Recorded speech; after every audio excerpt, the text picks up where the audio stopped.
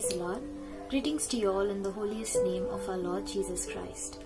My name is Feba John and I am studying at B.Sc Nursing 3rd year at MGM University, Mother Teresa College of Nursing, Aurangabad, and I am also associated with iCPF Aurangabad chapter. Today I would like to share with you one of those biggest questions which I have always had in my life. But before that, I would just want to tell you something which we all experience in our life. I've always thought that if I was on heaven, I would not have had to struggle with the people which I have to struggle with in this earth. Maybe there will be much more harmony and peace. People will be laughing and giggling and having fun with Lord. And there will be a great life out there. Because there's no presence of Satan, we'll be really enjoying each other's presence with our Lord. But the toughest part is we are at earth. And this earth belongs to Satan. So the biggest task that we have is to stay in this earth and to keep ourselves away from the filth and from all the wickedness which comes by our way. So I always, to compensate this, used to ask my Lord, that Lord, how far is too far? By this I mean that Lord, what is the landmark that I should be having in everything? What is the cliff from which I should aware myself so that I would not fall down? I always was struggling with this question. To compare this, I would like to share with you one verse from the Bible, and that is from Genesis chapter 3, verse 2 and 3, where if you notice, you'll find that Eve is having a conversation with Satan, who appears to her as a serpent. And she is basically instructing him what God has commanded her.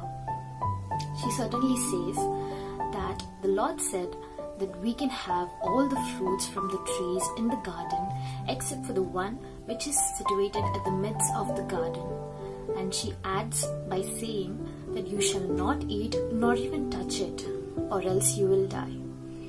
So through that statement we can always come to a conclusion that she has a kind of a fear in her heart that yes, certainly God has commanded this and she has to follow it.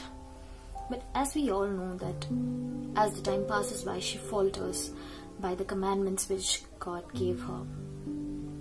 So this is what I always used to think, that yes, my Lord is gracious and He's so loving and caring. But at the same time, it's a fact that He's also a consuming fire. I used to think, being a believer, it's so hard for me to stay in His presence. How will He forgive me as He's a consuming fire? I need to be very thoughtful in all my ways, in all the things which I do, in the way I react with people, in the way I conduct my life. And this is what my Lord has answered me. It's always wise to stay away from the cliff rather than standing on the cliff and be scared of being fallen. So what I came with the conclusion was, it's always some of our unwise decisions, some of our unwise thoughts which lead us to doing something wrong. Definitely, all of a sudden we don't end up in doing something wrong. It's somewhere that we have been doing something unwise, many such unwise decisions, many such unwise thoughts of ours, which might lead us to do something wrong, which might lead us to fall off from the cliff. For example, we are driving a car, and if we break the rules, and if we are going by the wrong side, we're definitely prone to go and end up with an accident. And because it was our unwise decisions to not follow the traffic rules, by not going at the right way, we end up getting an accident. This is what I learned from this thought of mine, that it's always better for me to take the wise decisions and not let myself go and fall into taking up a lot of unwise decisions and then ending up doing something really wrong. But for this, it's just not possible for me alone.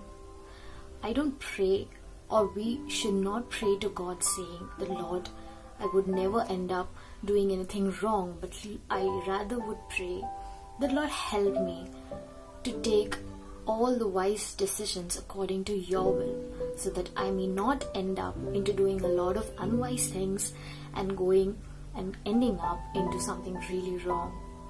And this had really helped me by not praying, by not having confidence on myself, on not doing wrong, but rather to keep my trust in Lord and to ask Him to lead me so that I may not end up in something doing really wrong. I hope this will also help you in your spiritual life as well. Thank you.